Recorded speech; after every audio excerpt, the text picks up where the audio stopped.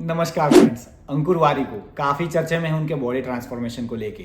उन्होंने ऐसा तो क्या किया, डिसिप्लिन डेडिकेशन से बॉडी बनती है, डाइट से बॉडी बनती है, उस काफी लोगों को पता है। लेकिन वो बार बार एक ही चीज बोलते हैं कि आज से 10-12 साल पहले मेरे साथ एक मेजर सर्जरी हुई, मेरे साथ एक मेजर इंसिडेंट हुआ, उसकी वजह से मुझे सर्जरी करनी पड़ी। उस सर्जरी के बाद भी वो ट्रांसफॉर्मेशन कैसे कर पाए? उनकी एक हिप की सर्जरी हुई थी, उसको टोटल हिप रिप्लेसमेंट बोलते हैं। एवीएन की वजह से उनको ये सर्जरी करवानी पड़ी। अब सर्जरी के बाद नकली हिप डालने के बाद भी वो ट्रांसफॉर्मेशन कैसे कर पाए? आई एम डैम श्योर कि उन्होंने बहुत ही अच्छा सर्जन सिलेक्ट किया होगा। लेकिन सर्जन अच्छा होना काफ़ी नहीं है, क्योंकि सर्जरी के बाद, रिप्लेसमेंट के बाद फिजियोथेरेपी करना बहुत ज़रूरी है, एक्सरसाइज करना बहुत ज़रूरी है। अगर आपको लॉन्ग टर्म सक्सेस चाहिए तो उनका एवीएन की वजह से जो हिप का हिस्सा जो खराब हो गया था उसको निकाला गया, उसके बाद नया हिप जॉइंट डाला गया। तो उसको स्टेबिलिटी से पकड़ने के लिए एक्सरसाइज करना बहुत ज़रूरी है।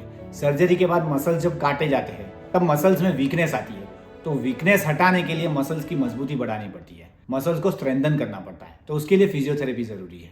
तो उनके फिजियोथेरेपिस्ट बहुत ही अच्छे होंगे जिन्होंने उनके ग्लूटियल मसल्स पे बहुत फोकस किया होगा।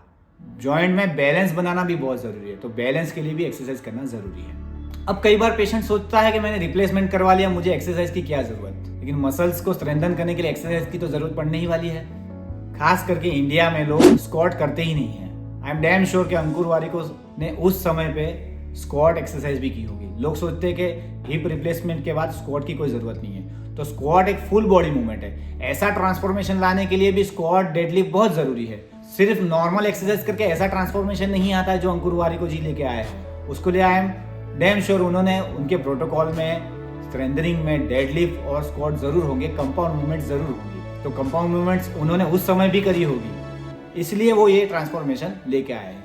सिंपल एक्सरसाइज करेंगे तो चलने भी लग जाएंगे, लेकिन अगर स्क्वाट या डेडलिफ्ट जैसी एक्सरसाइज नहीं करेंगे तो बॉडी में इतनी स्टेबिलिटी, इतना स्ट्रेंथ आने ही नहीं वाला है कि आप लॉन्ग टर्म में सक्सेस पाओ। एक्सरसाइज नहीं करोगे तो शॉर्ट टर्म में सक्सेस जरूर है, आप चलने लग जाओगे, नॉर्मल एक्टिविटी करने लग जाओगे। लेकिन 10 साल 12 साल बाद अगर आपको ऐसा ट्रांसफॉर्मेशन लाना है या अच्छी लाइफस्टाइल निकालनी है तो आपको फिजियोथेरेपिस्ट अच्छा हायर करके ये सारी एक्सरसाइज करवानी ही पड़ेगी। सर्जन जितना जरूरी है उतना फिजियोथेरेपिस्ट भी जरूरी है। साथ में पेशेंट कितनी अच्छी तरह से फिजियोथेरेपी करता है वो भी बहुत जरूरी है, और लॉन्ग टर्म के लिए एक्सरसाइज करना बहुत जरूरी है। तो ही आप ऐसा ट्रांसफॉर्मेशन, ऐसी हेल्थ पाओगे।